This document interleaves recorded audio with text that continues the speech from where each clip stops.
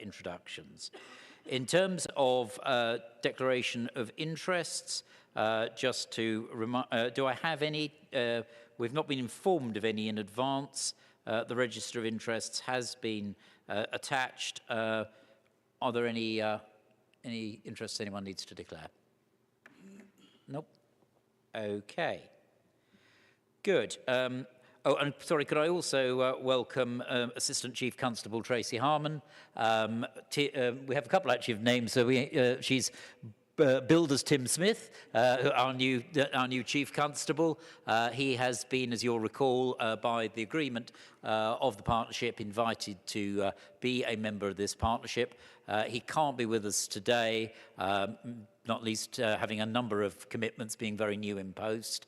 But we're delighted to welcome Tracy joining us today. And I know, Tracy, you'll be setting out key police priorities later in the agenda. So welcome to that, for that. Right.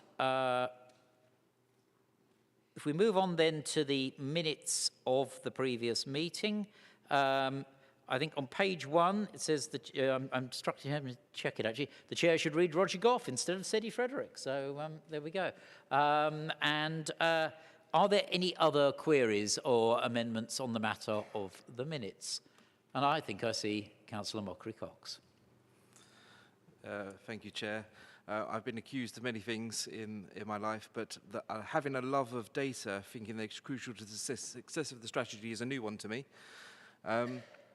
I must say I laughed when I read it. I don't think I said that at the time. I'll be grateful if we could slightly amend that, because I don't think that should be the solution to the success of the strategy.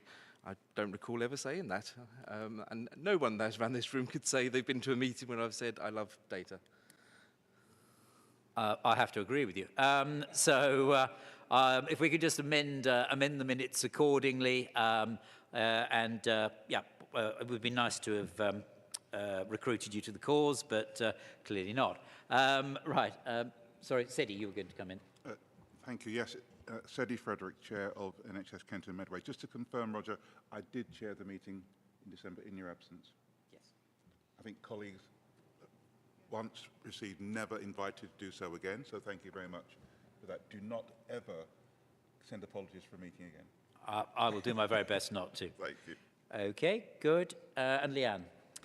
Thank you, Chair. I'm recorded as attending the meeting on the 8th of December. I was not in attendance. I sent my apologies. Thank you.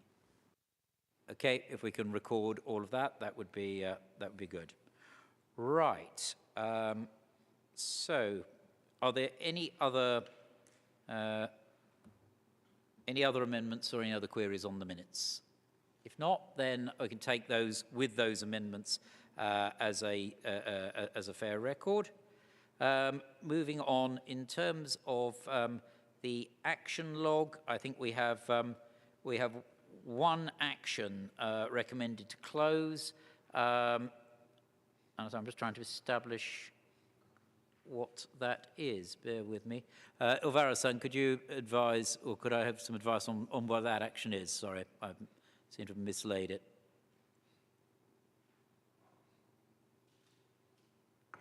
Can anyone advise on this? Paul. Thanks, Chair. Paul Bentley, Chief Executive of NHS Kent and Medway.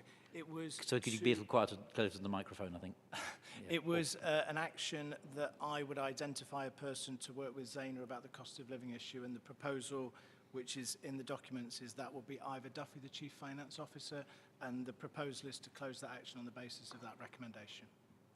Good, thank you. Is that agreed? Yeah. Thank you. Good. Sorry, Seddy.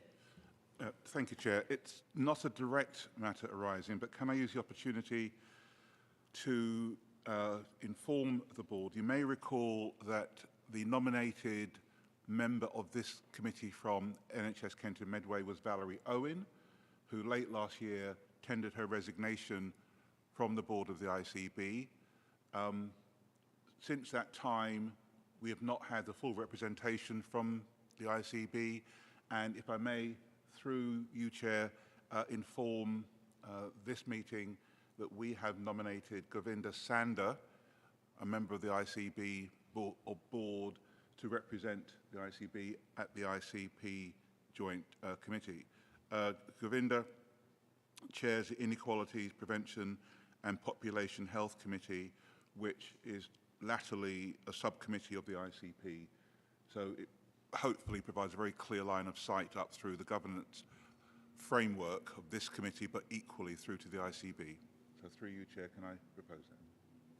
Thank you. Absolutely. So do we need to formally note that, or I think probably simply that we note that because that is the ICB's decision. And I think knowing Govinda's wider role as well as what he does on the ICB, I think it's an excellent addition to our ranks. So thank you very much for that.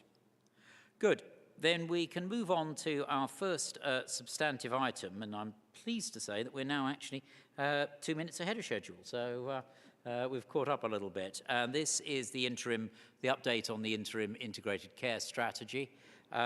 Vincent, I think, are you leading off on this along with, where is Vincent? Vincent, apologies, these screens sometimes. So Vincent, I think you're leading off on that along with James, and I presume Anjan will be joining in remotely. So Vincent, if you lead off. Thanks very much, Chair. I'm Vincent Badu. I'm the Chief Strategy Officer for NHS Kent and Medway, and will provide this update alongside my colleagues, my two Director of Public Health colleagues from KCC and Medway Council.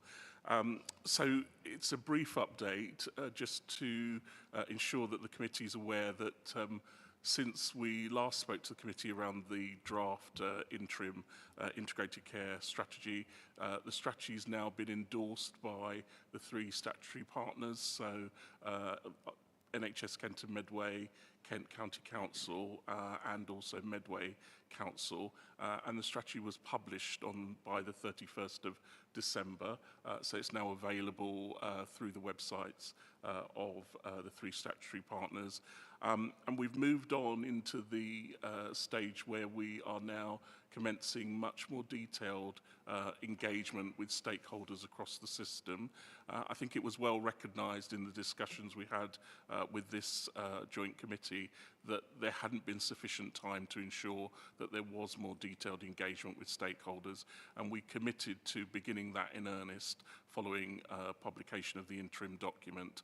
So since the 1st of January, we've begun a round of engagement discussions with our partners through Health and Care Partnership boards, but we've also commenced a round of discussions with also our district and borough council colleagues, and we're committed to continuing to also take forward the communications and engagement plan and also the consultation with the communities across Kent and Medway around the interim strategy, so that we can take the outputs of that into the work that we need to do to iterate the document to move towards the final strategy being brought back for approval in the autumn of 2023. In addition to that, there is the very detailed communications and engagement plan, and I know Matt's here and can talk if there is any detailed questions around some of the work that we're doing there, but we're really keen to make sure that the 6 shared outcomes are articulated and socialised across the integrated care system, but that we're also working with our key stakeholders, particularly through health and care partnerships, to be able to prioritise the implementation of the strategy at a place level, and that we're able to work together to understand how we will actually measure the impact of the strategy in terms of our metrics and the key priorities that we will pull together across Kent and Medway. So that work has commenced. We're hoping to provide a more detailed update to the committee at its next meeting, but we also want to engage with the committee through our development session to also talk about those metrics that we'd want to formulate, those outcome measures, so that we can inform that process before they are finalised. So just 2 other points that I just want to raise before I hand over to James and Anjan. So as part of the publication process or national programme for development of integrated care strategies, we were asked to share our integrated care strategy, our interim document, with NHS England as one of our regulators. And we have now received feedback from NHS England on the interim strategy for Kent and Medway. And that feedback was very positive. They commended us for the work that we've done to really focus our interim strategy on the wider determinants of health and that focus around driving prevention as one of our key themes. They also gave very positive feedback around the focus that we've included within our strategy around economic development as one of our key pillars as well. So again, this is feedback of against our strategy, against the other 5 ICB regions in the southeast. We'll take that feedback to help us to develop and iterate the document further, and we are also aware of where there are strengths in other integrated care strategies that have been produced, so we can use that to help us to strengthen our work as we go forward. Thank you. Before I come to James, actually, can I slightly abuse my position by asking a question on that, which was, it was good, and I was aware via the what had happened at the ICB that there had been this positive feedback, which is good. Were there some areas of development at the same time, or areas where we could improve that they identified? And equally, you mentioned that there are clearly strengths we could learn from other areas. Were there any headlines on either of those? Thanks, Chair. So, in essence, we didn't have any specific feedback that said there were significant areas for development. I think that's in recognition that these are interim documents that are going to be iterated further. We are aware that there will be additional national guidance published around integrated care strategies. We're anticipating that that will be published in April of this year, so that may give us some further indication around work that we need to do. In looking at the feedback to the other 5 areas, I think there were some elements that we could pick up on in terms of thinking about how we develop our communications and engagement plan further. So that's not to say that others had been able to do more, but just around how they are approaching that communications and engagement work. And so again, that's just one example of areas that we could look at. Excellent, thank you. James, we'll come to you next. Thanks, Chair. I'll just add a couple of points, if I might. So there is a specific element in terms of Medway, because we've got a joint local health and wellbeing strategy. The priorities are the same, but the process gives us the opportunity to work across as a system. And we started off with some of our engagement sessions last week. So what we're trying to do there is to make sure that people understand that whilst these are local priorities, they're actually feeding into the overall strategic priorities at a Kent and Medway wide level. And having attended a couple of sessions with Vincent in terms of partnership engagement, in particular around the health and care partnerships, I think we've just got to reaffirm that this is the start of us really listening, because I know last time we were in this meeting, people were saying that we needed to have a chance to input, to shape it and change it. I think this is the time now. We've just got to try to ensure, and I've got Robbie next to me and obviously Emma over there, that our voluntary sector colleagues are aware of sending out the messages to local communities, wherever they might be, about them being able to inform the process rather than being a recipient of things after the fact. And that's what I'd like to say, Chair. Thank you. And can I come to Anjan now? Thank you, Chair. Is everybody able to hear me? Because there were problems with my mic. Anjan, I think we can hear you. I think if anything, it's a bit booming and echoey in here. I don't know whether that's a function of the level of the sound. So I don't have too much to add. The only thing I'd like to say is that the work is underway to engage at different levels. There's quite a great opportunity here to do, like James said, almost a retrofitting activity about what we would ideally have done if we had more time in the run-up to the original document. So there is a role for all organizations and settings. So we have engaged East Kent HCP and we're developing a prevention plan with them. Just this morning, we met with DGS HCP and we had a really good conversation about the strategic direction of travel there, and with West Kent too.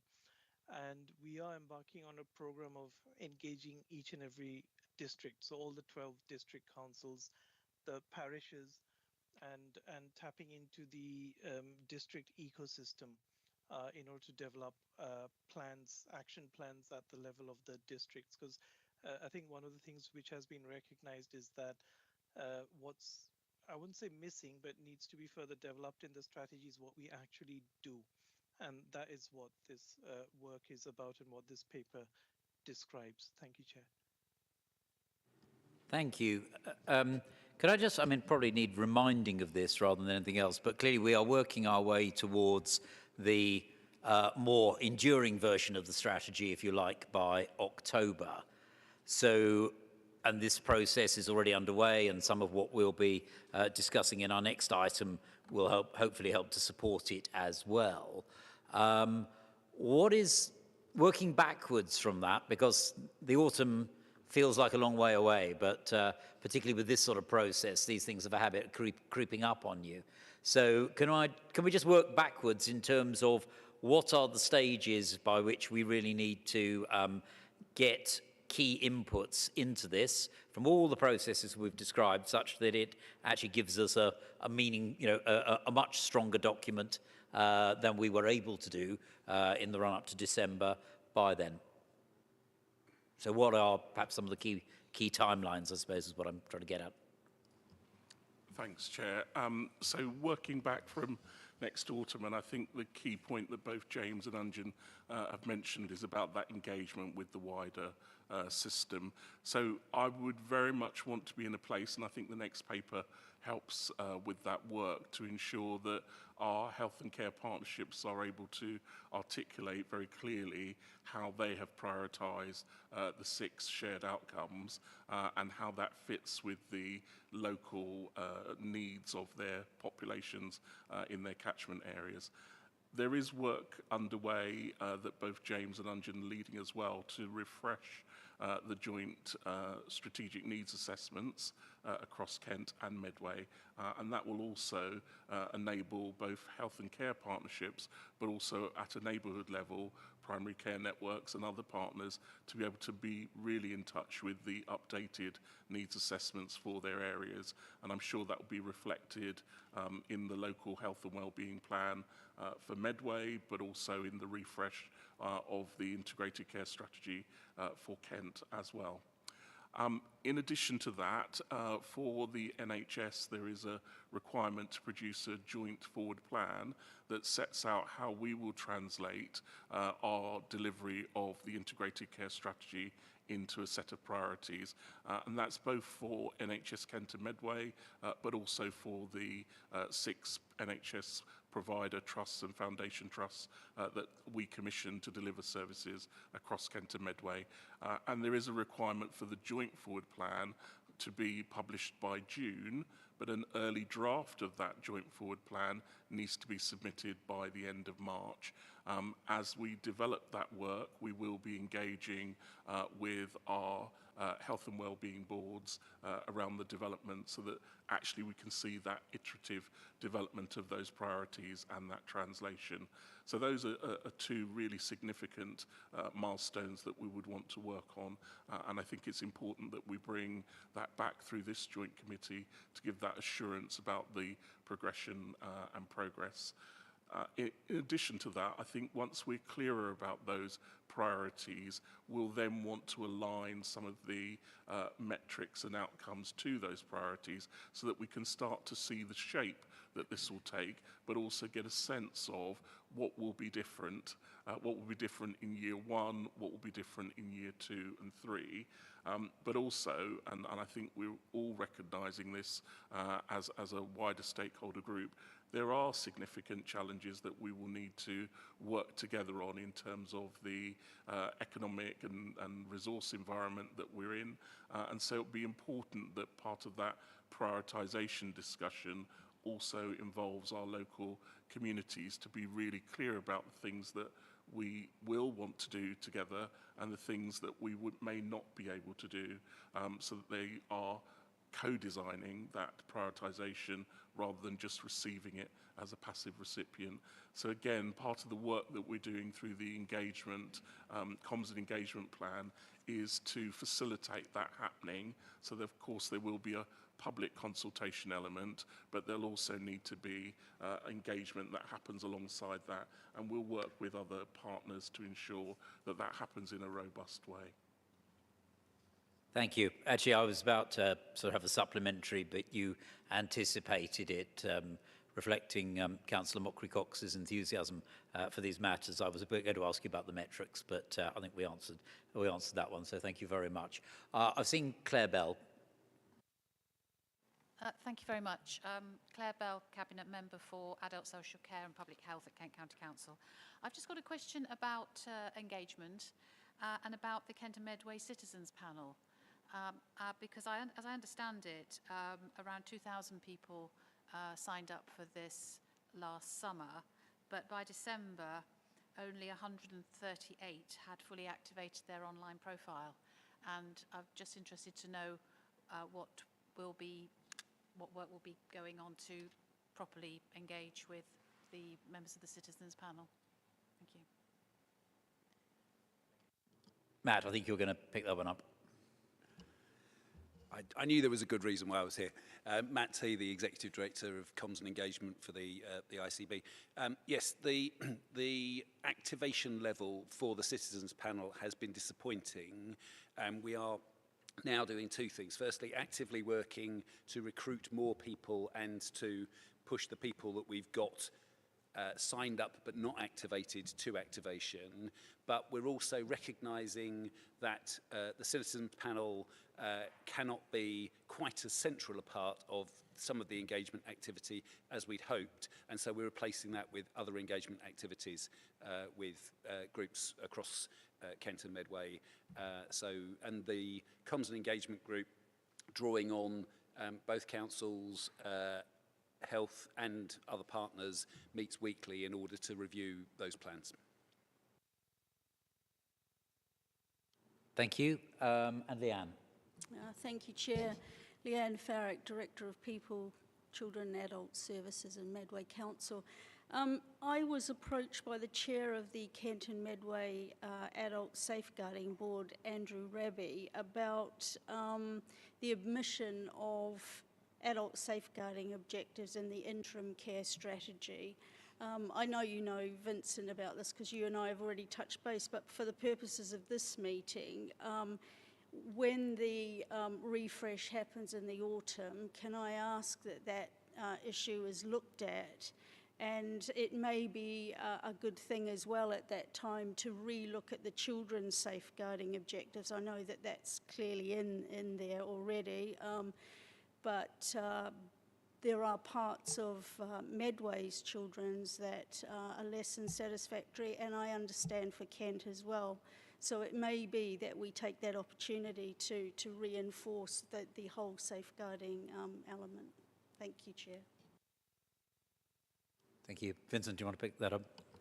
Yeah, thanks, Chair, and thanks, Leanne. And as you said, we've had some initial discussion, and just to give you and the committee that assurance that all of the comments and feedback that we've received from stakeholders are being considered and will be considered in terms of how we iterate the document and take those forward. And so I absolutely welcome those points. We will work on it. We will update the narrative. We want people to be able to see that we've taken the comments and the feedback seriously, and we've considered the impact that that needs to have on the final integrated care strategy. I would just add that we've also received similar feedback through our health and care partnerships discussions. We've also received feedback from partners in primary care and the local medical committees as well, which we're taking on board. So again, in the round, we'll absolutely pick up on that and follow that through. Thank you. Shane. Thank you, Chair. Shane Mockery-Cox, Cabinet Member for Community and Leisure and Gresham Borough Council. Just based on what the officer said on this, I'm no fan of two things, data and tokenism, Chair. And I welcome the sort of commitment to co-production, but that kind of flies in the face of how the report was detailed in regards to HCPs carrying out the 6 aims, how they're going to deliver it by June and earlier. If we are truly going to be non-tokenistic and co-producing this strategy, and that for the iteration to come in the autumn, and yet everyone's now got to deliver plans how they're going to deliver the one that stands at the moment, it's a little bit tokenistic if we're actually saying, don't worry, we'll produce something again in autumn, but we expect everyone to produce a delivery plan before then about how they're going to do the one we've done. So a bit cart before the horse, which is why it needed to be done properly and in the order, and I appreciate the restrictions, but the timelines you've given run and fall in face of what could end up being tokenism, and effectively all you're asking is validation. And that, I don't think, would be satisfactory to anybody, given that those wider determinants of health involve so many other people that may not agree with those 6 targets and may not agree in full with that strategy. So I want some reassurance, I suppose, that they will be responsive, and that when the new strategy is published, all the other plans that you've had to publish since then in June and the dates you've given in the timelines that Roger quite rightly asked about earlier, will then have to be redone and reflected to make sure that we actually listen to and reflect the needs and priorities of people, rather than what we want, I suppose. It needs to be reflective of what people want. Vincent. Thank you, Councillor Montgomery-Cox. So a couple of things I'd just say in response to that. I think we've discussed this a couple of times, that actually the main emphasis of the strategy is building on work that is existing work across our wider partnerships and stakeholder groups. So this strategy isn't at a standstill point, and neither is the work that we're doing at a standstill point. And I'll use the example of population health management as one of our focus areas. That's work that's been ongoing over the last 18 months through health and care partnerships. And I know from the discussions with colleagues in health and care partnerships that they've made significant progress. We're discussing with them on a regular basis how we can share the learning across HCPs, but also how we can build on that and how we can take account of some of the learning nationally. So again, I think what we want to do through the strategy is to set some shared outcomes to ensure that that gives a guide to health and care partnerships around what would you prioritise for your population based on the needs, information that you have available. And I know from the conversations that we've had, and it links quite closely to the next paper, that that needs to be a discussion that we're having together.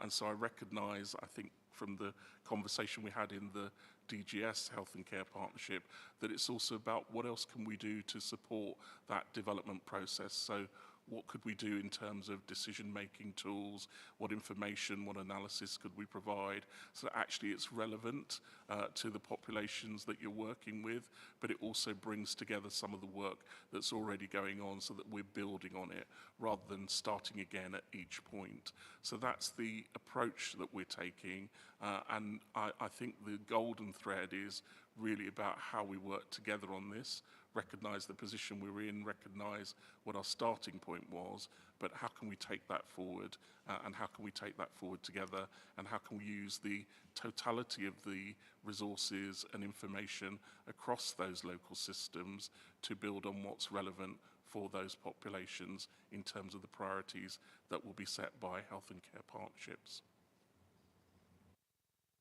Thank you. Yeah, and I think we do have to make this very much an iterative process. We had to start where we had to start, as you yourself acknowledged, Shane. I mean, it is we were originally under a particularly artificial timeline in some ways, but clearly I think if, particularly at HCP level, you know, major new developments or thinking emerges, then absolutely the process has got to take account of that. So I think we seek to make this as organic as we possibly can, but equally we have to have, I think, start from somewhere, and that's the challenge. Sedi. Thank you, Roger. Could I just add an observation, and that is that we have an opportunity, and I think we recognise we have an opportunity to do things very differently to how we've done them before.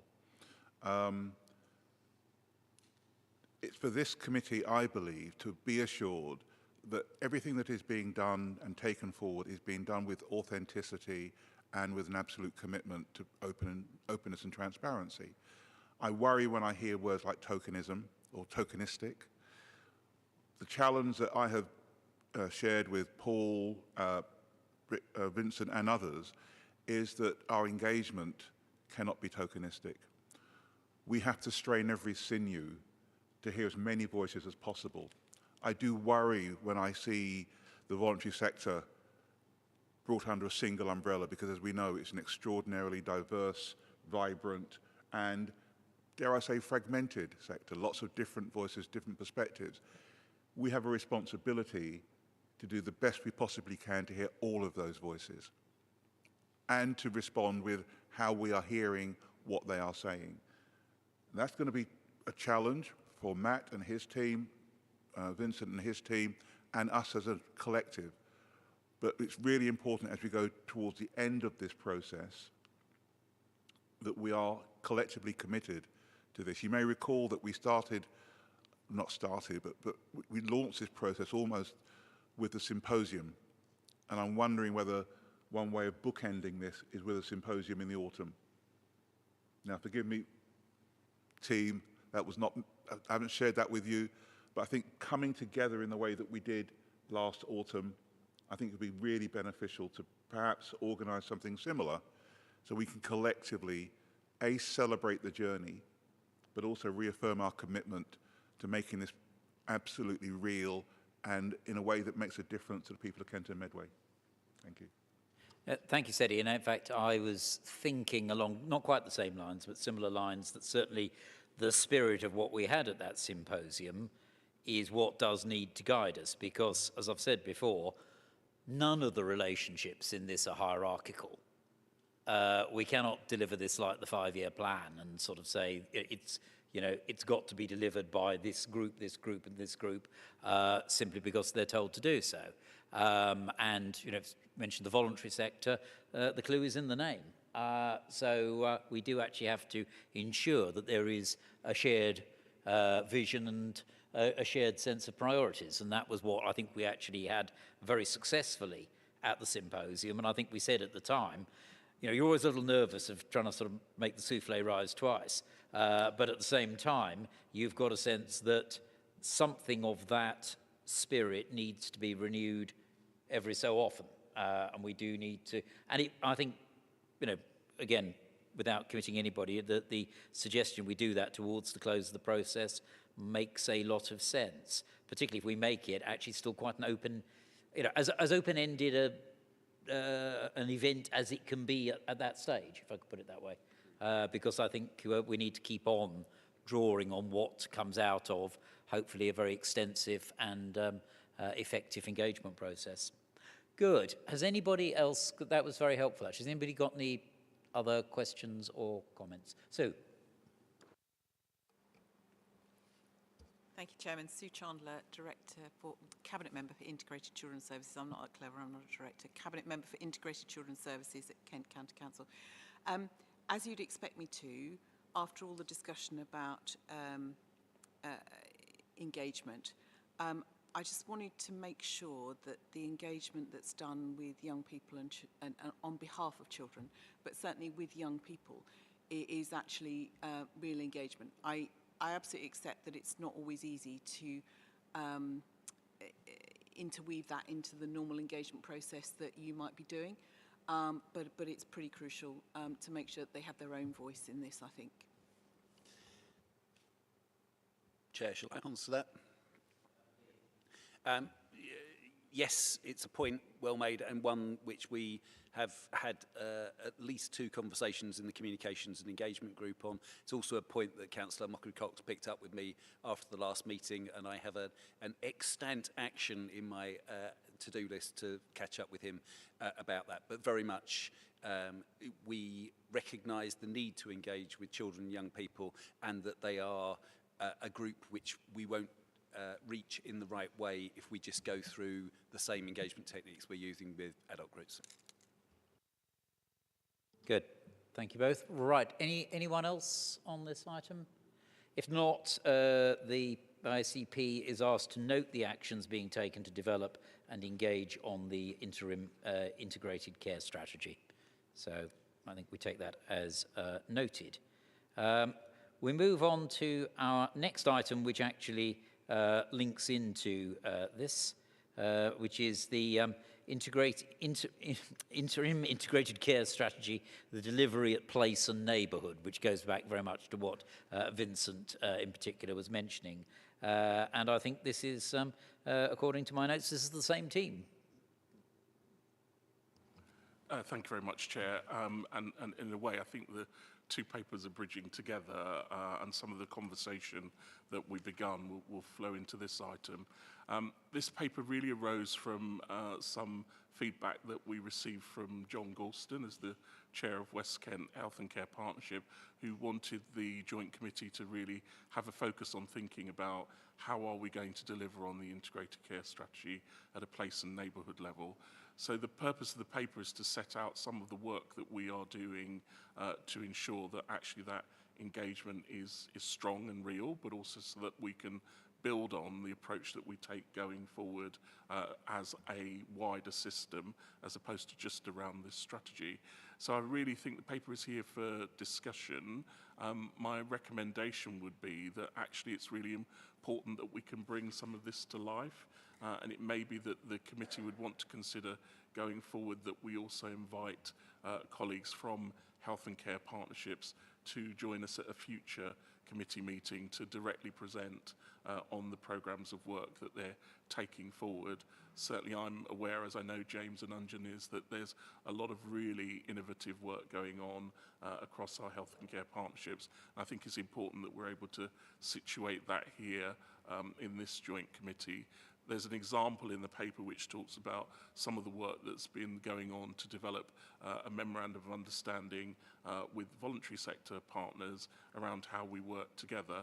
And I think what's really important within that is that actually the work had progressed to an extent where we felt actually we're at a point where we could start to sign up to this, but actually we were aware that there was also some really good work that had gone on in one of our health and care partnerships that actually had achieved national recognition. So it was important that we stop and take stock of that, think about how we develop on that further, but also give the opportunity to local health and care partnerships, given that the voluntary sector is very diverse, to also take a view as to whether we just adopt that approach or whether we need to iterate it further to reflect the differences in different parts of the county. And so I use that as an example of how we need to work together, but recognise that we won't always have a consistent approach everywhere, but we do need to get local ownership within our places and our neighbourhoods. And again, I think there are many other examples like that where we can learn from each other, but we can also build on where we've got things working well or good practice and share that across the wider system. So I'll stop there and really open it up for discussion. Thank you very much, Vincent. Actually, before we do that, perhaps just worth sort of almost reading into the record, because we touched on it in our previous discussion, but I think that the points that were made in that, which was both the, Vincent, your point about bringing back to this, the various bits of process that we described, including the links to the ICB's own plans, that we have that iterative process of bringing those back here, I think absolutely. And also I think that something certainly in the spirit and quite possibly the letter of what Sedi suggested about the closing as well as opening symposium, I think would make a great deal of sense. So apologies, that really relates back to the previous item, but I just thought I wanted to put that on the record, that those were, I think, also conclusions that came out of our earlier discussion. Well, Vincent, thank you for that on this stage of it. And I personally think that the suggestion about a role that HCPs could play in one of our future sessions makes a great deal of sense. But any comments or thoughts on this? Claire. Claire Cardy, I'm a voluntary and community sector representative. I just wanted to echo the comments that were already made about the sector, the VCSE sector, not being homogenous. There are, I think, something like 4,000 charitable organisations across Kent and Medway, at least. And these range from tiny grassroots, community volunteer-led projects to very large, complex service delivery organisations, for example, hospices that run into the millions, but they are all a key part of this strategy and delivering this strategy. And one size fits all, which I know has been said, but just to really make the point, will not fit. So there has to be engagement at all levels and in all places, particularly the health and care partnerships, I think.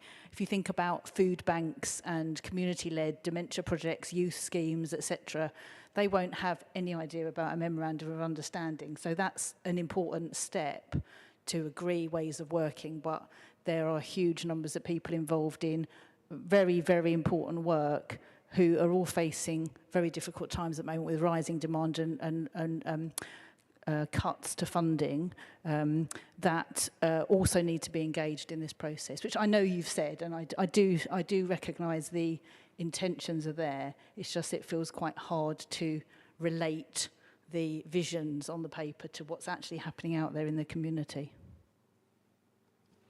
Thank you, Claire. And I think, as you say, this is something that we have long said and understood, but it is well worth saying again and again, because we have to recognise that. And I think, again, one of the strengths of the symposium was actually that you could draw on people from quite a wide range of, I mean, not all 4,000 by any means, but quite a wide range of people. And I think, again, this whole engagement process that we're referring to has got to take account of that diversity. And I think we need to operate at every level. There is a strategic level here which we legitimately operate at, but equally we have to have an enormous amount of flexibility and recognition of all those diverse groups across the county. Does anyone else have any other comments on this? Quite a few. Sally, let me start with you. This is just a brief comment, really, to follow up from the comments that Claire made, and just to say, I know the sector can be really hard to engage. I don't underestimate that in terms of them being quite fragmented, but we do have mechanisms. So we have a VCSE steering group, certainly for Kent and Medway. We have a charity chief execs group. So there are relevant groups that can be consulted and can advise on the strategy for the wider engagement piece. And I think sometimes we miss that those groups do exist, and how can we kind of plug this in and make sure that we're consulting them about how best to reach the sector. Thank you. And then I think I saw Claire. I think, did anyone else? Yes. Claire, you first. Yes. Just a quick word on the parish councils, which are referred to in paragraph 4.5. It says Kent is fortunate over 90% of residents live in areas that are parished. And I would suggest, as well as engaging with CALC as their representative body, and directly with parish councils, that you also we also use members, so both county members and district members, because we are all, or we should be, very closely in touch with our parish councils. I mean, you know, even in my district ward, I have 4, and I had a meeting last night. I've got another meeting tonight. I know them extremely well, and I can certainly you know encourage them to be involved in this, because I think they'd be a great resource. I think they'd be very interested in it. But I think if they perhaps just get an email through from CALC saying this is going on, would you like to, you know, they get bombarded with stuff all the time. So I would suggest somehow bringing district and county members into this to this part of the engagement. Thank you. Thank you. I think the point is well made. Sati, I think you were next. I think this is more of a reflection about our voluntary sectors. And this is Sati, I think could you go a little closer to the mic? Loud enough. I think this is more of a reflection rather than a question. But in terms of the voluntary sector, I've just sort of been reflecting on this for the past week or so. There's such a big amount of reliance on goodwill within the system, whether that's the NHS or other places. And I do think there's a lot of emphasis on the role of the voluntary sector, quite rightly. But I am slightly concerned, and this is less just about strategy, that we are expecting a lot of goodwill from the voluntary sector that may not be recognised, if that makes sense. I think I've not articulated that very well, but... I'm sure that is right. Does anyone wish to comment on that in terms of, I think apart from the fact that it's something we need to be very mindful of. Well, Seti. I think in terms of just reflecting further on Sati's point, certainly in my discussions with the voluntary sector, whilst recognising there are a number of umbrella organisations who speak on behalf of the voluntary sector, my sense is, having spoken to a number individuals in the voluntary sector, there are still organisations that do not feel that they are part of the traditional mainstream structures. So my point about reaching out was to ensure that no one falls between the cracks. I think you're right. I think the entire health and social care sector relies heavily on discretionary effort, whether that's people who are paid but then work many more hours or people who just give their time. I think people are willing to do so if they feel that their time, their effort is leading to the collective good, so to speak. So the contribution they make to their community and or to different parts of our communities, if they can see that as part of the whole, which is what we're trying to set out with the strategy, I'm confident that people will continue to want to give their time. And actually, it may well bring more people into our voluntary sector as volunteers, for example. I think, well, I hope that one of the things that this joint committee can achieve is not necessarily about communication and engagement, but as much around public information, that there is change, we're moving forward, and we want as many people to contribute as possible. And I'm wondering to that end, if I may continue, Chair, meeting after meeting, we make reference to health and care partnerships. But I wonder whether we as a committee fully understand and appreciate where they are, what they do. And I was wondering whether this committee would welcome some sort of presentation about health and care partnerships, because my sense is that they're not all in the same place. So in terms of expectation, some are much more mature than others. From my perspective, it's not about any health and care partnership declaring UDI. So in response to the point made earlier, it is about ensuring that we are confident collectively that their contributions are leading to the delivery of the strategy, but also reflecting the difference in the needs of the populations of our 4 health and care partnerships. And it's ensuring that we're comfortable with all of that, I think, which I wonder whether it'd be helpful if there was a slot later in the year where we could learn more about health and care partnerships, link it into their strategies, so we as a committee are all on the same page in terms of understanding our expectations of health and care partnerships, where they are on their journey, and how the hugely important work they'll be doing will contribute to the delivery of the strategy. Thank you, Sedi. I absolutely endorse that, and I think that very much fits with what Vincent was saying earlier on. I think the tricky bit, but we can work this out outside the meeting, is how best to do that. We have, as you say, 4 health and care partnerships who are very distinct, and some are more developed than others. And I wasn't sure to what, I think some of what Vincent was talking about was some extent best practice almost, some really strong examples of work being done there, whereas I think what you're describing is almost more how they are working, perhaps a sense of what the diversity is, and where they stand. But I think we can work that out outside here. But I think either way, we would be agreed that actually having that interaction with the health and care partnerships, above and beyond them being represented on this group, is essential. So I'd certainly endorse that. Vincent, did you want to reflect on that any further? Well, I'm looking across to my colleague Jackie Cressati as one of the chairs of our health and care partnership boards. I know other members are members as well, so I'd welcome Jackie's view on that as one of the chairs of an HCP, and I'm very happy to look at that from a different angle. But I think it's about doing that together rather than the ICB doing that in isolation. Yeah, shall I just comment on that? So I'm chair of a provider collaborative and chair of an HCP actually, and I totally support the engagement discussion that we've had, but we are a really stretched system, and everyone is already working flat out. And for me, the key around the strategy is help with the implementation, to do it differently to before, to make a difference. So we had a conversation this morning in the provider collaborative about what is extra work and what is doing something differently. And I think there'll be a lot of goodwill around engagement. You'll raise everyone's hopes. And then what? You know, and you can have a perfect strategy, but the key to engagement long term is for people to see results. Something is different is happening to what happened before. So I'm really keen that the strategy, this is relevant to your point, I think, about HCPs, because I think HCPs would love to come and engage, so it's just a given, really.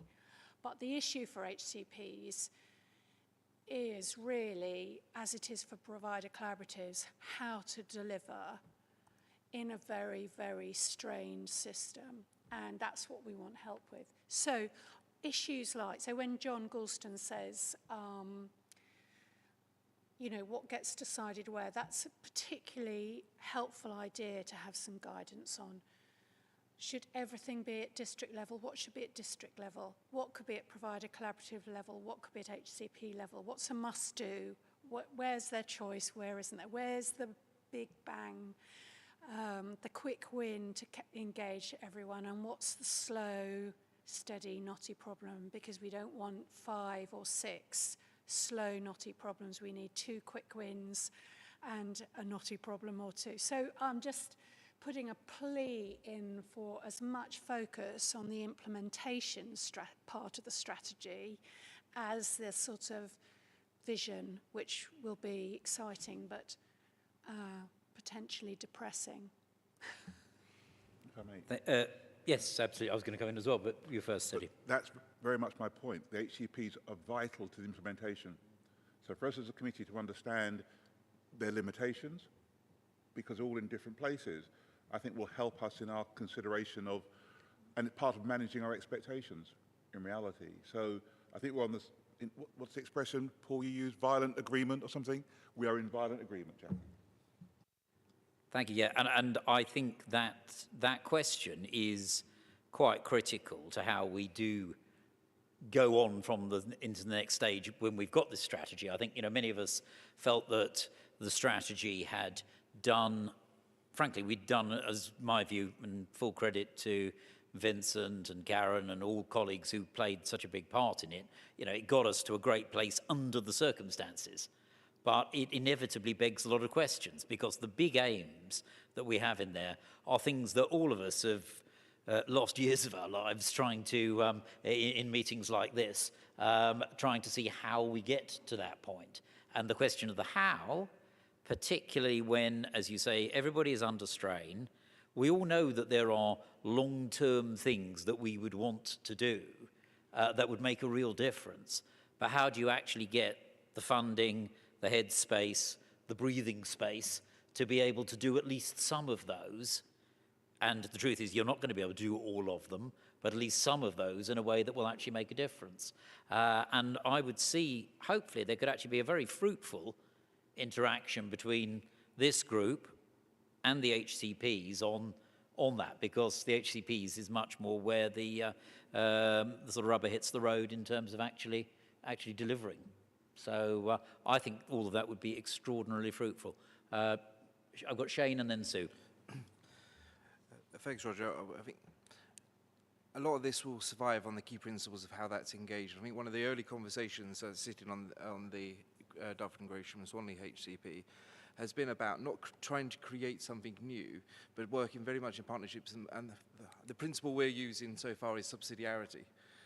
It isn't about how everyone works to the strategy, it's how the strategy works for everybody else.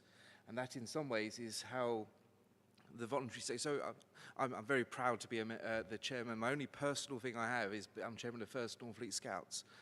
So if we're looking at the wider determinants of health and young people's mental health, how does the strategy help First Northfleet Scouts? Declare the interest, obviously, that type of thing. But how does the strategy help that? And not how does Scouts help, and how does the voluntary sector help the strategy, help the NHS? It should be the other way around, surely.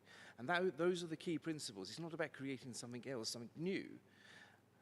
How can everyone pool our resources and central control, central data, central everything? It's actually how it works the other way around. And surely that's the principle I hope we're working towards. And certainly under Jackie's leadership, how we're starting to form the HCP there, about going, we can have a collective vision, but actually it's up to everybody to deliver it, because there's no extra resources to pull everything together in this way with the heads, all the headspace, frankly, your point, Chair. Thank you. And Sue. Thank you. I think what I'm going to say is sort of along the same lines. And I'm thinking about engagement of this through down to local level and how successful that's going to be. And if my experience of that local level of parishes, for example, is anything to go by, the first question they'll ask is, so what difference is it going to make to me? And it occurs to me that managing expectations through that engagement process is going to be a key part of making sure that it's useful, and that you actually get, the input out of it that you need, but you also get the information about going the other way. So I guess through the engagement process, that's going to be quite a key piece of information to keep in mind. So they're going to be asking about timelines, delivery, and all that kind of stuff, and there needs to be some realistic response to that through the engagement process. Good. Thank you. Do we have any other comments on this? We're pretty much at the end of our time for that item anyway, but I think it's been a very useful discussion, even if, as so often at these stages, we share a few of the dilemmas that we have, but I think useful in taking it on. So the recommendation is, again, the ICP is asked to note the actions being taken to developing and engage on the interim integrated care strategy at neighbourhood and place level, and also to produce locally owned action plans with clearly identified outcomes contributing to the overall aims of the strategy. Thank you. Right, we now have a short break. It was described as up to 10 minutes. We have actually gone a little bit beyond our allotted time, so we'll give it a few minutes, and I think we've got two very chunky items coming up, and still aim to finish by 4. So if we take a few minutes break and reconvene. Thanks.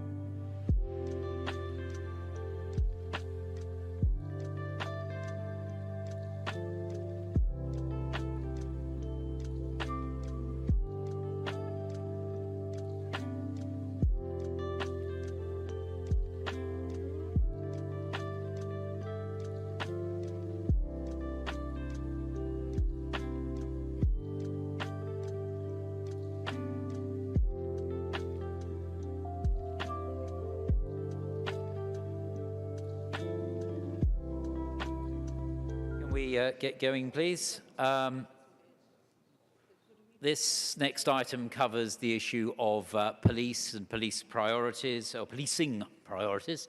And can I welcome, as I mentioned earlier on, Assistant Chief Constable Tracy Harmon. Tracy, I think I'll just hand straight over to you. Clearly, colleagues, you've got some slides in your packs. I think Tracy's going to talk around them rather than absolutely directly to them, so they won't be up on the screen, but it'll just be a chance to look at what's in the packs and talk through some of the issues that arise from it. So, Tracy, over to you. Thank you, Chair. Can you all hear me okay? Listen, thank you ever so much for the invite. I know Mr. Smith can't be here today, but he's really grateful of being invited on as a member, and hopefully we can help to contribute and support and help deliver as well the strategy. So I'm Tracy Harmon. I'm one of his Assistant Chief Constables, and I'm come today really just to talk you through some of the priorities that the police are working on in partnership with others, and some of which are in the room, but then to try and think about how maybe we can pull some of this together, because I tend to try and think of things simplistically, certainly in terms of policing some of our issues around crime, whether that be a victim of crime or an offender. We tend to look at in terms of there's certain drivers. They tend to sometimes have common drivers in their backgrounds, and I'm sure they're probably some of the same people that are affecting all of our services if we actually broke it down. So I will try and be not too tactical, but I'll try and talk through maybe some simplistic opportunities that I see. So the first slide really is just to talk about our control strategy. We call it a control strategy because they are things that our intelligence systems will tell us are emerging threats, and we need to do some activity to keep them within controlled limits. So I've just put on that first slide really what Kent Police's control strategy is, and right at the heart of that, and one of our biggest priorities really is violence against women and girls. So a lot of you will know this from the media and from work that you're already doing supporting us. There's probably three key areas that go around that linked to high harm. So some of the things you would expect really, some of those crime types that do create harm for people, harmful behaviours, and hate crime, cybercrime, complex fraud and burglary of the home really are the four that we concentrate on. We also look at exploitation, and sadly some of our geography doesn't support us having low levels of this. Actually, it's the opposite, and we find that we often are subject of organised immigration crime, criminal exploitation, modern slavery, human trafficking, and added into that is children's sexual exploitation and abuse. So they're all key areas of exploitation that we prioritise.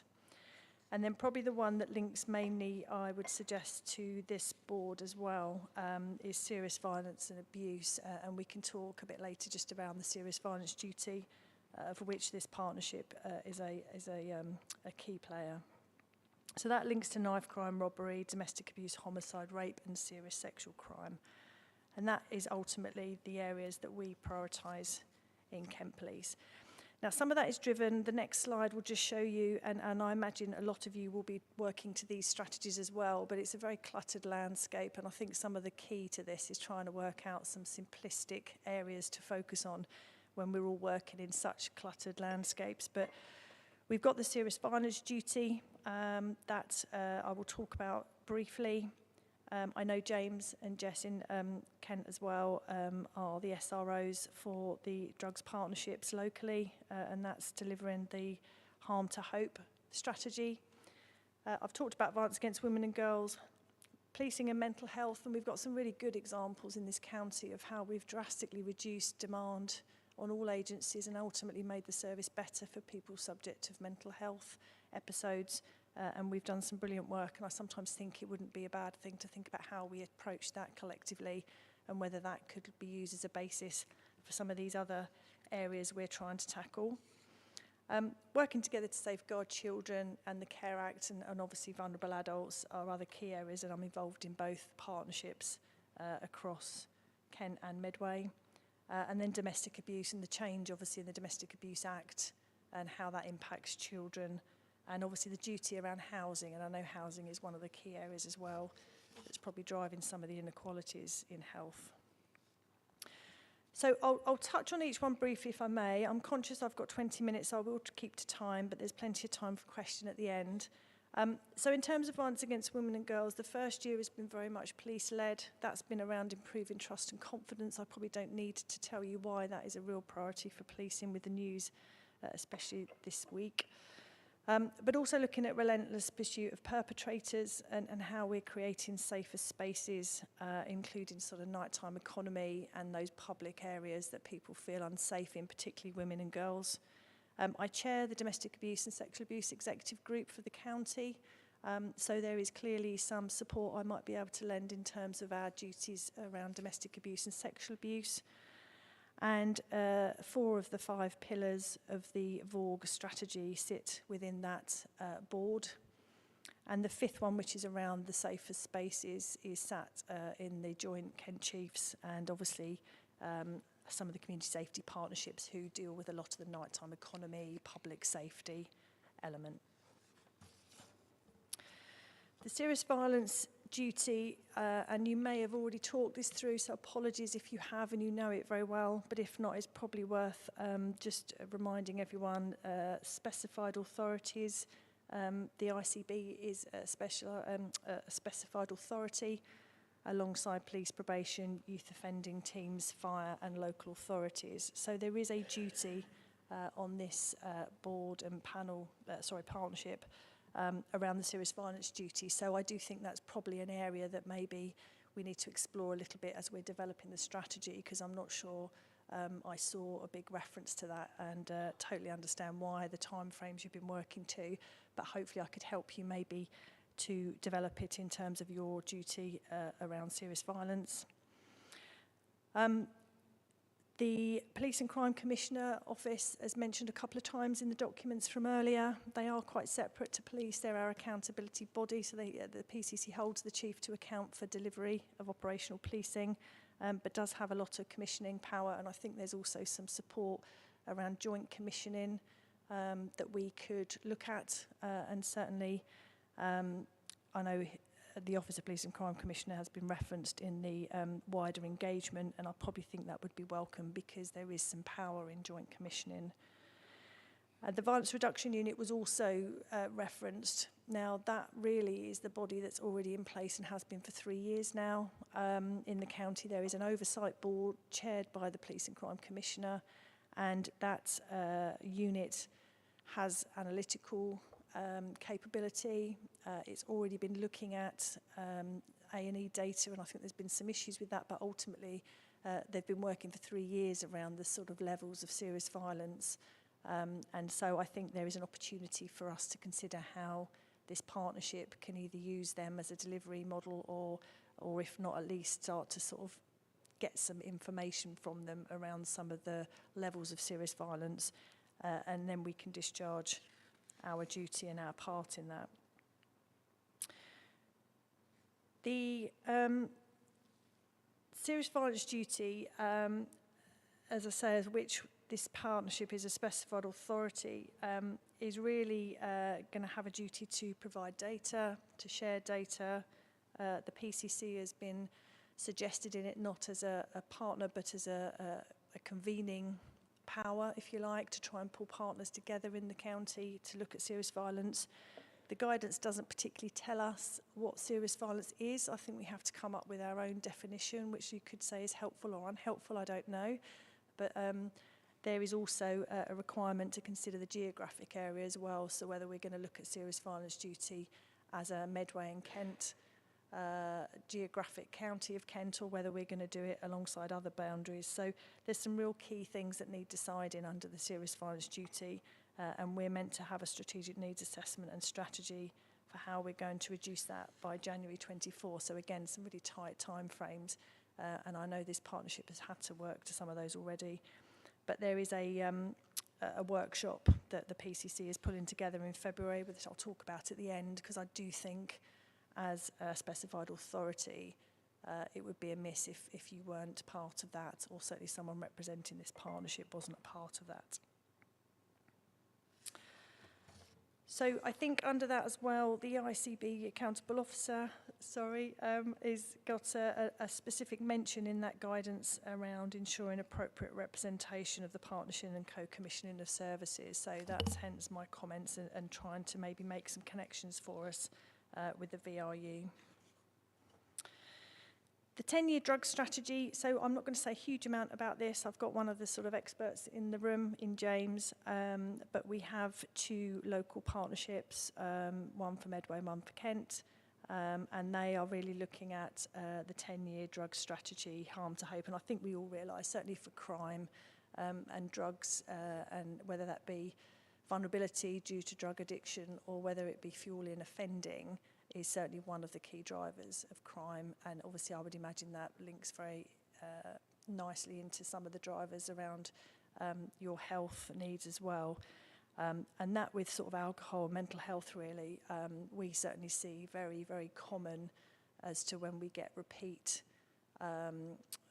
situations, whether that be repeat offenders, repeat victims, or actually just relationships within the domestic abuse setting.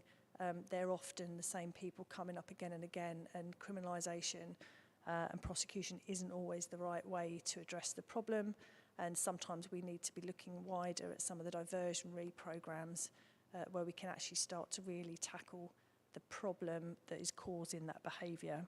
And I'm sure they're, again, similar people to maybe who are turning up within the health and the care services, and maybe we could look at, is there something we could do about nominals and actually do some problem solving around some key repeat nominals to all services.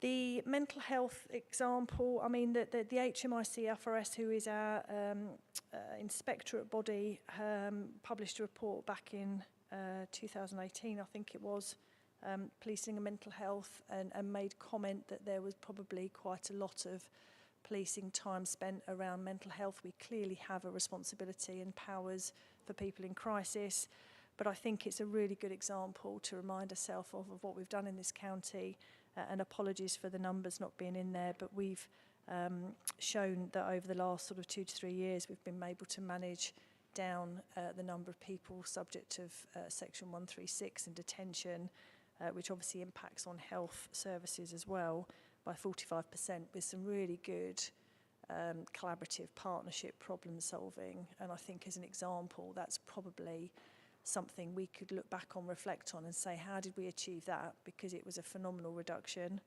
and probably people in this room have been helping that, but can we do that in some other key areas maybe that we're trying to tackle under this strategy? Our ex-chief, Mr Pewsley, many of you know, has gone off to work with the Policing National Productivity Review under the Home Secretary, so certainly starting to really have a look at what policing is spending its time doing, and whether we're picking up maybe some of the gaps in other services. But like I say, I think some of the good work and best practice that policing has seen over the country in terms of problem solving probably gives us a really good model to say what are our key problems and should we do 2 or 3 of them really well, rather than trying to have a strategy maybe where we're trying to deal with 20, maybe don't do any of them so well. So I think that's probably a place to reflect on. There's a slide there just around adult and child protection, and I think the point's probably made really. I know Leanne raised it, and we do have 2 children's partnerships in the county and an adults board as well, and very keen, I think, to be consultees, and I think probably have been. But again, I know as a member of all of them, really keen to help, and maybe need to think about that safeguarding element in the development of the strategy. It becomes quite important, I think, when you look at some of the unaccompanied asylum-seeking children and our borders, and certainly being one of the gateways to Europe. And we know that Surrey, I think it is at the moment, are getting quite a lot of media and press, but can have similar issues in terms of number of children, particularly, that are going missing. And of course, we know there are some sites in the county that also probably need a bit of a review around some of the health needs that maybe are going on in some of these detention centres we've got, and some of the accommodation we've got for certain issues that are maybe more unique to Kent just because of our geography, but equally important to make sure we consider if they are linked to this strategy. Domestic abuse, so again, I think probably an area that most people have worked on for a long time. So I don't want to teach people to suck eggs, but we know that some of the provision around accommodation, some of the presentation probably in hospitals around injuries, some of the impact around people's mental health when they're living in domestic abusive situations, are probably impacting in all services, and certainly in terms of serious violence, are probably the biggest element of serious violence is linked to domestic abuse. So my offer really as chair of the sort of meeting and the executive group within the county, just to see if there's anything I can support with if you felt that was missing from the strategy, or if there was anything you wanted to coordinate with some of the work that's already going on, then please do use me in that respect. Children clearly now witnessing domestic abuse are classed as victims of it. We know the impact, and again, I think it just adds to the conversations that I know we've already had around where does that fit into this strategy around safeguarding. I think 71% of our domestic homicide reviews, the offenders and the victims, there is either a dependency on alcohol or drugs, or there's some element of mental health that needs to be addressed. So, you know, significant overlap, I would imagine, into how we actually prevent some of this crime, prevent people behaving in the way they are. They then end up in your services as well. And actually, we're probably a little bit more reliant on your services to try and sort out some of the drivers. So it seems a little bit cyclical, but that's probably just my personal assessment, really. So they're the key areas that we're working on in policing. They probably won't be unique at all to any of your organisations, because I'm sure you've got similar priorities, and I think it probably just goes to show that collective opportunity when we all want to do similar things, probably tackle some of the same repeat situations, some of the repeat individuals that we're all seeing presenting and a demand on our service, and maybe using that 136 model for mental health to say, is there something we could do to look at tactically some of those key areas of repeat provision maybe that we all want to drive down and prevent happening in the first place, then I think that could be a good way forward. So, Chair, thank you. I'm happy to take any questions. I think there is the offer, as I say, if you wanted any support around the development of the strategy, just from what that sort of violence reduction unit, what policing can offer and support with, and whether there is any opportunity around co-commissioning with their PCC's office. I think they are all really welcome, and we make that offer. And I also think there is the opportunity, as I say, on the 22nd of February, where the workshop that the PCC is pulling together, it really is for anyone who's got a duty under serious violence duty to come together to talk about how are we going to implement it. And I would really welcome someone from the partnership. If you haven't already had the invite, I can arrange that, but I'm sure you have, just to make sure we're sending the right representation to that. Thank you very much. Now, Tracy, thank you very much. Actually, on that last point, I think what we'll have to unscramble is probably lots of us or our organisations will have had invitations to that with a slightly different hat on. Yeah. So it's how we feed it back to this specific group, or look at it through the lens of this specific group. And I was delighted what you were saying about Section 136. When I chaired the Kent Health and Wellbeing Board, we had a very in-depth discussion on exactly that with some of your police colleagues, and at that time, probably 6-7 years ago, it seemed a very intractable problem. So now let's, I did see Paul Bart, I've seen a number of people, I think I've seen Paul and then Angela first, and I'll take others. Paul. Thank you, Chairman. We discussed 136 places of safety last week at HOSC, and there's a proposal which we deemed a substantial variation to move all of the sites from across the county, Dartford, Maidstone and Canterbury, into a single unit at Maidstone. So we'll come back to that. I think that's really just an information point, because it might well change, it obviously will change the way that those sites are operated. But what I really wanted to ask you about was the Chief Constable's review of PCSOs, and specifically you spoke about violence against women and girls and public areas, safe spaces. I think intrinsic to that is the role that those town centres and areas at risk are policed. Could you update the group on the PCSO review process and where that's got to? Yes, I wasn't expecting to come and present on that, but of course I can. So the old chief obviously set the review off. He was very clear around there won't be a reduction in service. If anything, it'll be an enhanced service.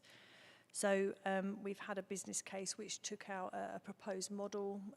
That consultation is now finished with all our staff and partners, and a final model is about to be published.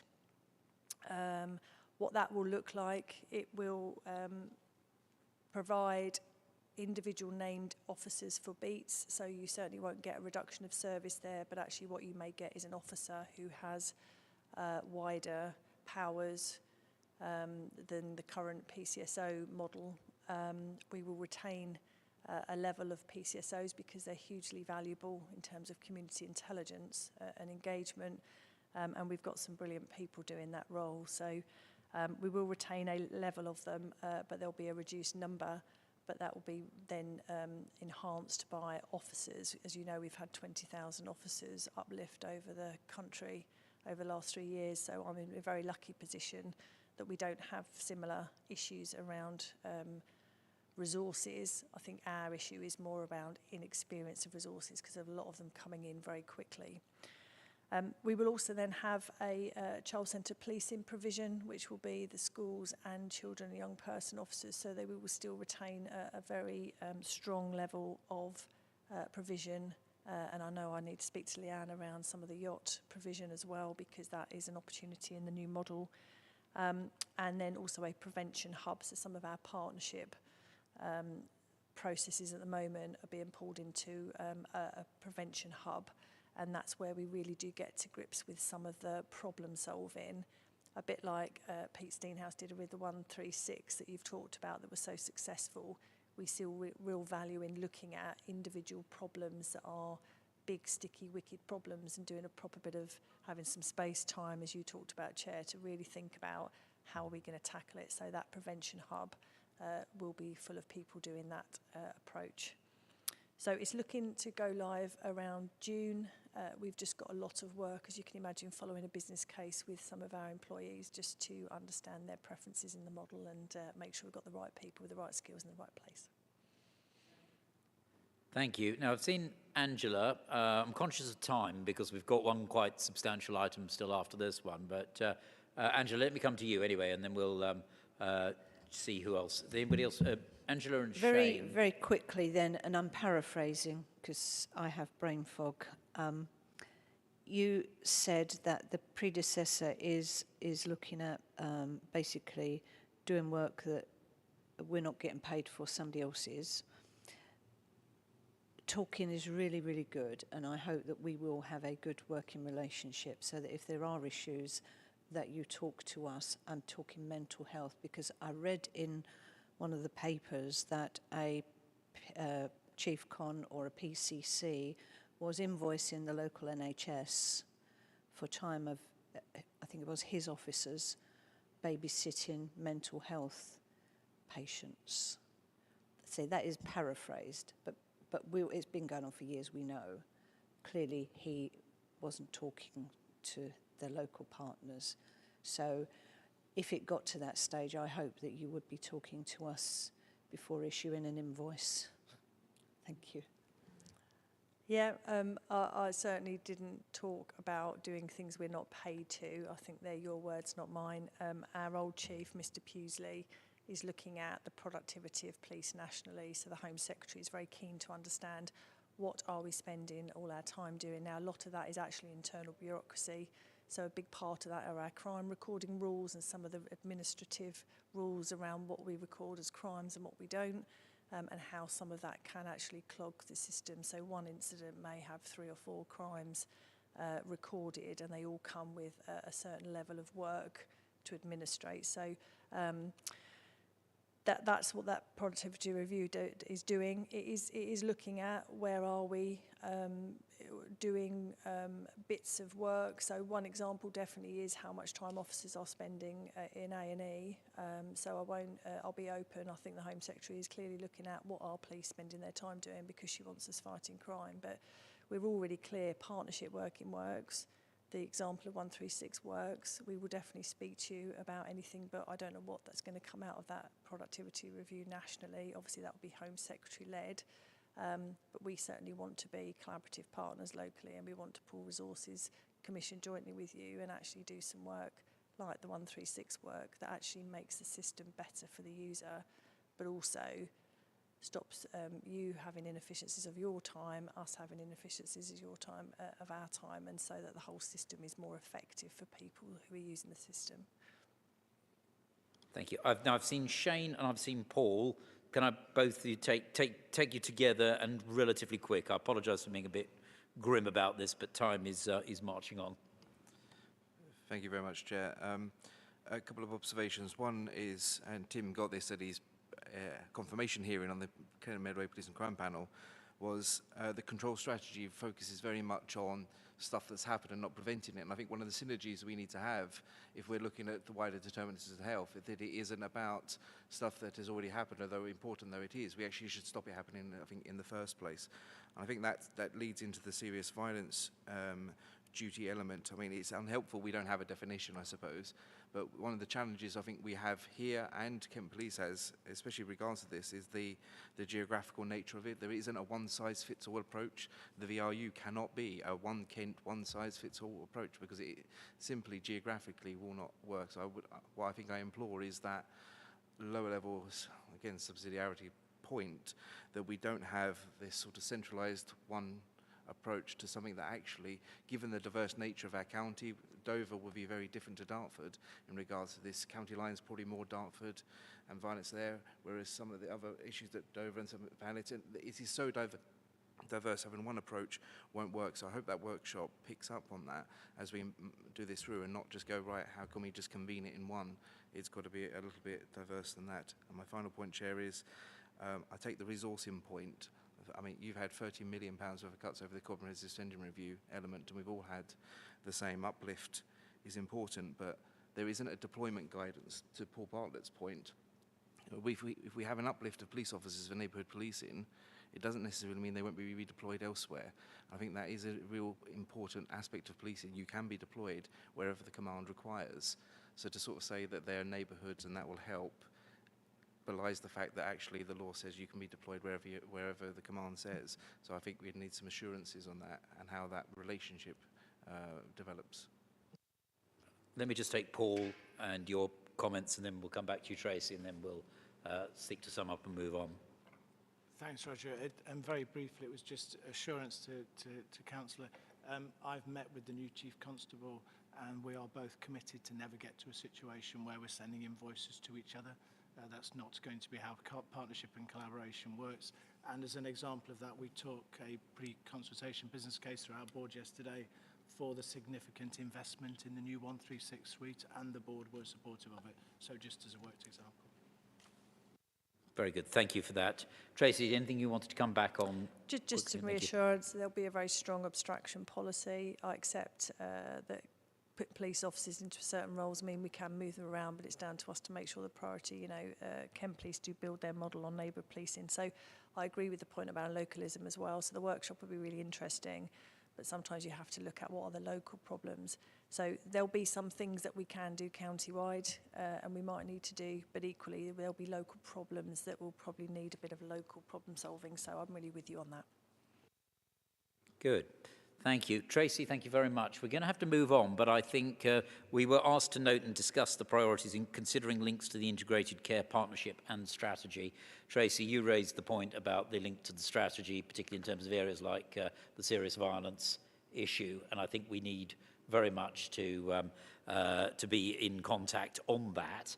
And in particular, perhaps if we can check who, as we said, who is going to be attending the PCC's event on that, and ensure that that is fed back to this group in some way or other. I suspect also there is a question which we're probably not going to be able to solve here and now, but how we make the most without duplicating structures that are already there. So, for example, we take domestic violence. Now, of course, there's a whole partnership structure built up and emerging and kind of emerged already under the legislation. But clearly, domestic violence does have, quite apart from its human consequences, significant long-term health consequences, including for the children who, as you say, can be, are now rightly identified as victims as well. So I think we need to probably take away from this a little bit further as to how we draw on the work that's taking place. And I do think, actually, it would be worth our reflecting a little bit on the lessons of the 136 as well, because, as you say, that's been something of a success story. It was something that, as I say, certainly in health and wellbeing boards past, we rather agonised over. So let us learn from that and see how it has been effective and whether we can apply a similar approach to some other issues. And we look forward to either you or the Chief or being with us at various future events. Yeah, no problem. I'll happily work with Vincent if you want, just to do some of that work that we talked about. I think that would be great if you could. Yeah, no problem. Marvellous. Thank you very much.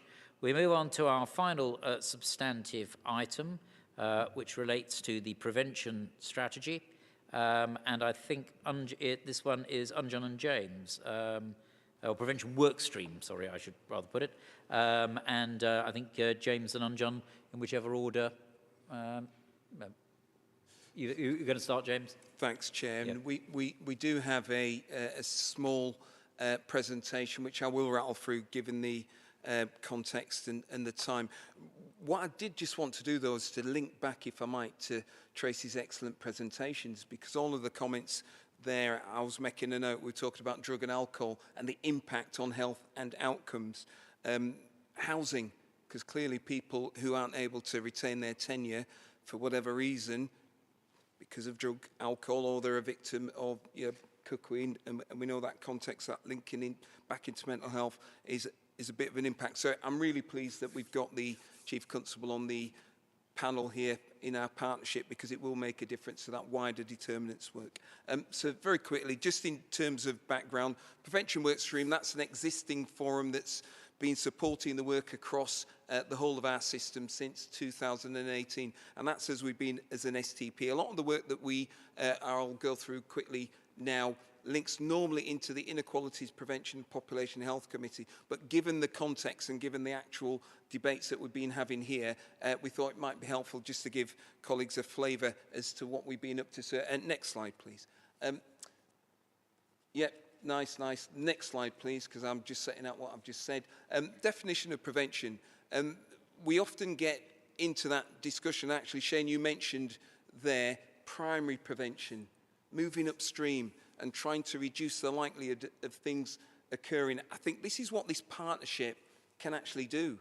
And I think the more that I sort of sit here and the more that we talk about the benefits of working collaboratively, we can move more into that primary preventative space so that we're not then having to deal with issues and pick things up. Secondary prevention, we know that's when stuff's happened and we're trying to address the causes of why people then might relapse or have a problem. And tertiary prevention is more about normalising things. So when people have got an existing challenge, how can we best make them comfortable? And we've had some examples already today, to be fair, when we were starting to talk about potentially people with mental health challenges that might not be able to be resolved, but actually what we can do is create an environment where people can live comfortably in their own place where they want to live. And you all know about the wider determinants of health. Next slide for me. Right. Anyone want to talk about weight? We're going to.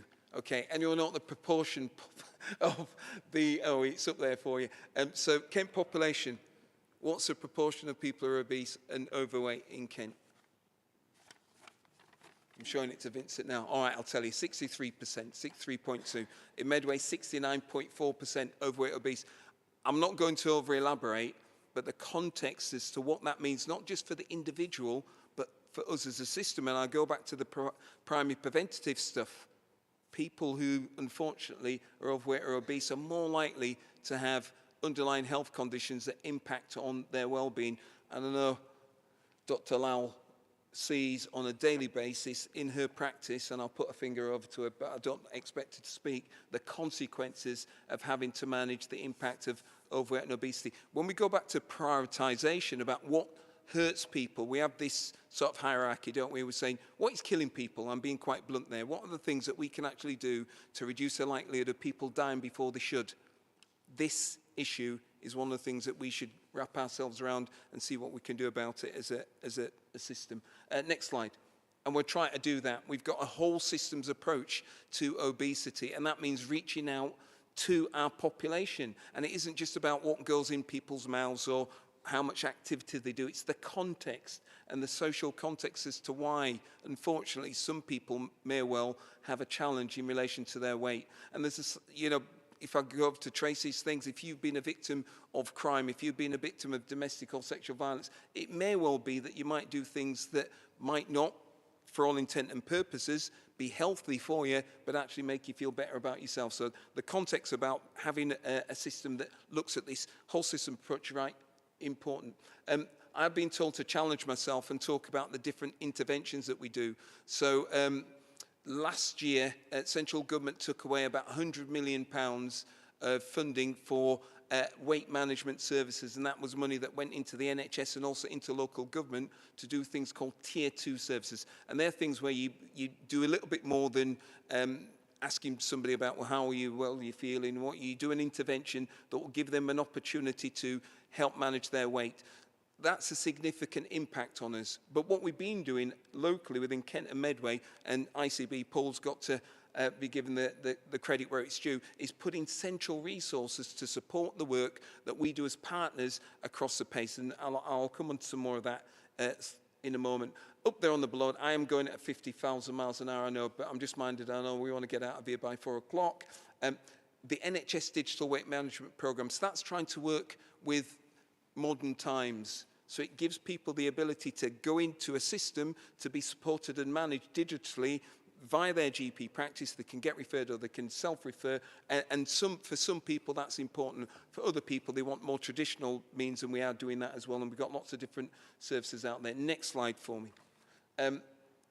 Cardiovascular disease prevention, all right? So that's stuff to do with your heart, your blood vessels, lungs, that type of thing.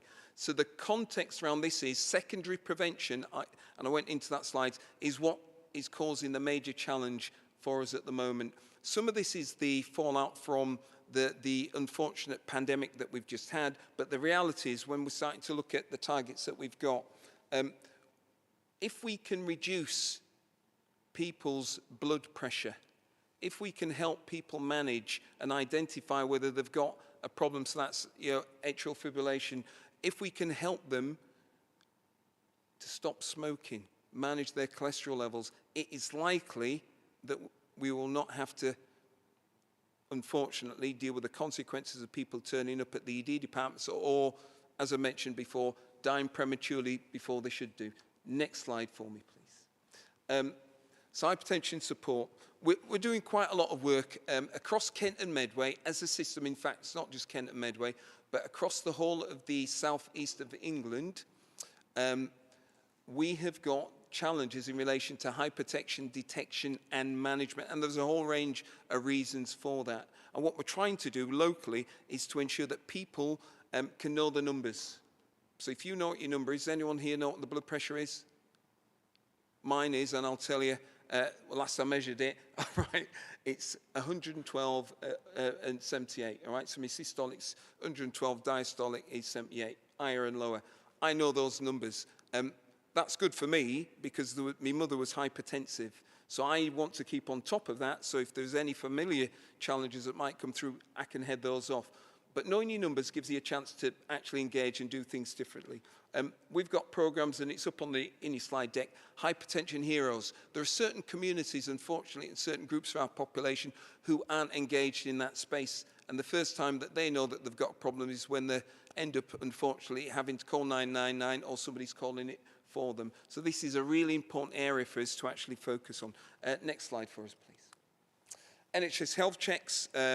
This, again, is where our ICB colleagues need to be supported because we are putting our money where our mouth is, and that is a really important point. So what this basically is a program where we're going out, anyone aged 40 to 74 can get their blood pressure checked, they can get the you know, the HBO, whether the diabetic check, they can look at the cholesterols. They even get a dementia screen. And the important thing is people in our more disadvantaged areas and in certain occupation groups are less likely to come forward. So what we're doing is going out to them and reaching into that space. And one of the challenges that we've got, and this is one of the easiest ways that we can do to pick people up who are hypersensitive and they don't know it. If you've already got hypertension, the GPs will know and they'll try and manage it. But if you haven't, because you haven't been checked, this is what we do. So outreach-wise, we've had about 2,870 odd people managed and identified through our outreach program, and that resource has been funded by the ICB, as was before, and now we're BAU. There were busies as usual in that work. You can see on the slides there, we've tried to make sure that we're a bit more engaging with our diverse community, so we've produced information in different languages so that we actually get the uptake.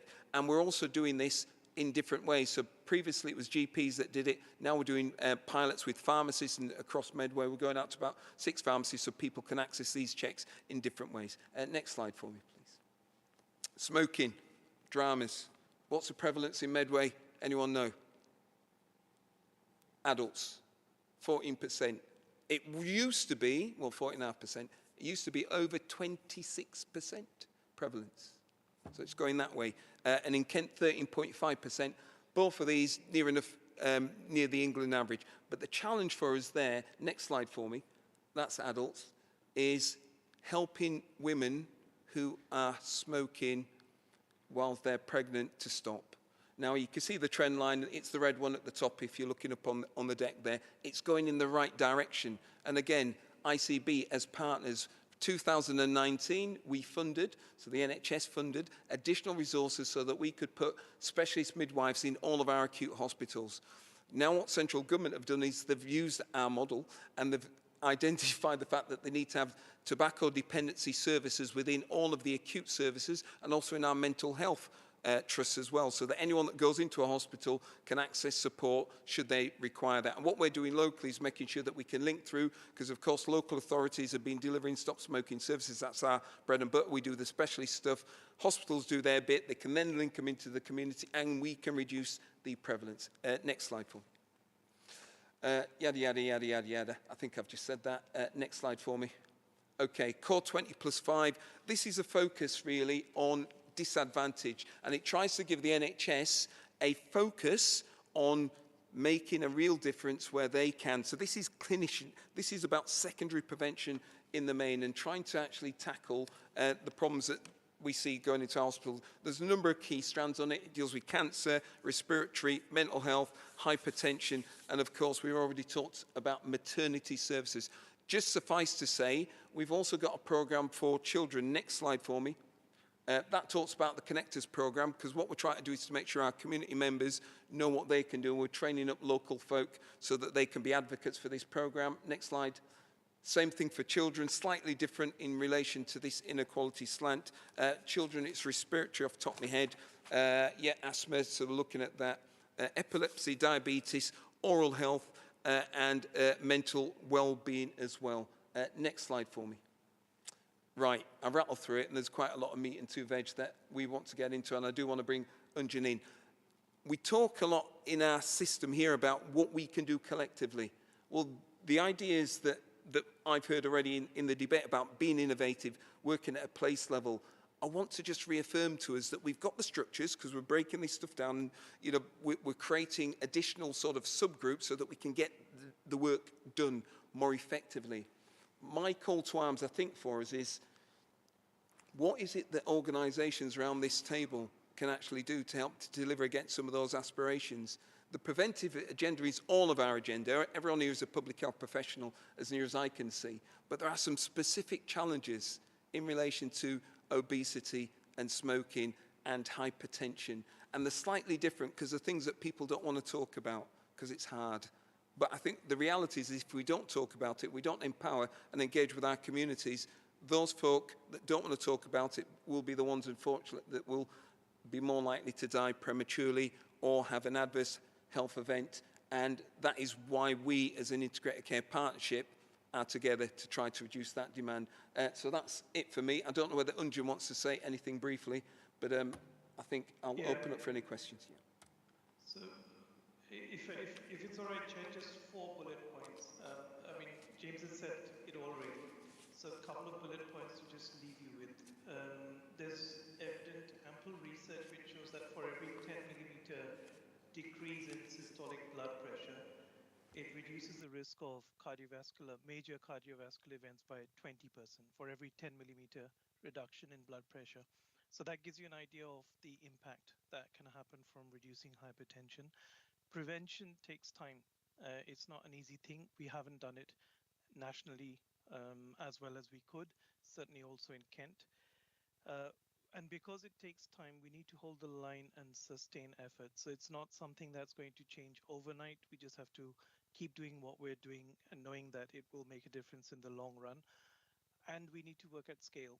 So if we do this piecemeal little bits here and there, it's not going to have the impact that we keep talking about. It does need to happen at scale. So I'll end there, conscious of time, and hand back to you, Chairman. Thank you very much. Thank you both, and thank you both for actually taking it quickly, given the time. I look forward to yada yada yada being rendered in the minutes. Unfortunately, we are we're actually slightly beyond 4 o'clock, so I'm not sure we have much time, if any, to fully reflect on this. And it may be that we need. What I would suggest is going back to where your presentation, James, concluded, and also Anjan's point there about working in a way that's not piecemeal. Is it logical that for a future meeting, perhaps our next meeting, well, come to the question of our next meeting in a moment, that we identify some key points from this where we feel we really could take this forward at scale? I mean, I thought actually the points about the connectors, community connectors, for instance, in Core 20 was extraordinarily interesting. So I think suggestions of which of these might be the most potent things to really major on when we come to renew the strategy would, I think, be a useful outcome from this. Paul. Sorry, Chair, I know we're trying to finish, so I'll be very brief. I think that we've had versions of the presentation that we've had, and I think you're absolutely right, James. People understand it. The issue for me for next time is what's our ambition and where do we sit against it, and can we pick. I recognise Anjan's point, which is we should continue to everything, but I'm not sure where we're trying to get to in Kent and Medway and whether we're ambitious and brave enough to pick up your point, James, about saying we want to be 5% better than the norm in England or whatever the percentage is. But I would really welcome an outputs conversation because the inputs are well known and well identified to my mind. I think that's a very interesting idea. So if we were thinking in terms of, and I apologise, this will sound very jargony and data-ish, dare I say, but you know, sort of if I say stretch targets, I mean being ambitious along the lines of what Paul described. And what are there perhaps 2 or 3 of these interventions that could most, in the estimation of particularly the directors of public health, make a difference on that? I think that would be a way of giving some meat, some energy to this particular item, because I think we've covered it very well. As I say, I'm very grateful to you both for getting us through it so quickly. I think Paul's challenge is actually a very, very good one as to how we take that forward.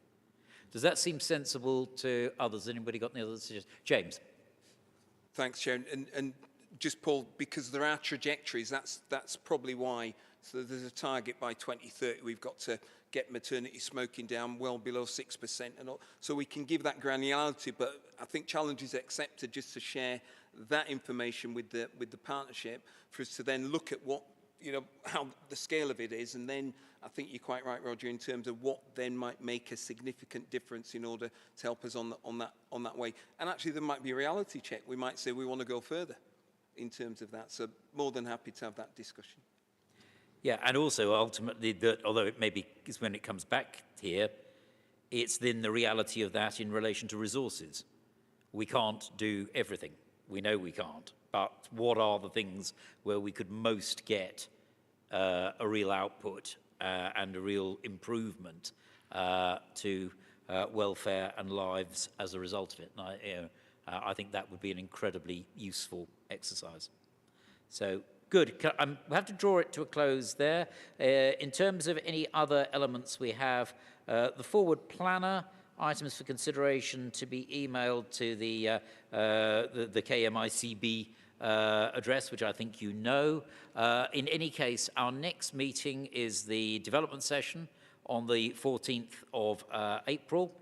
I think that many of the things we discussed, particularly in our first couple of items, are actually going to be quite integral to that. But again, if anyone has thoughts about that, and we would encourage all colleagues to be putting that forward as to what we will have in that development session, please in particular contact Karen Cook, and equally I'm sure Vincent, you as well, but between Vincent and Karen as to ideas for that. And I think we'll seek to make the very most of that, but particularly, as I say, in the spirit of our first two items and how we seek to take that forward.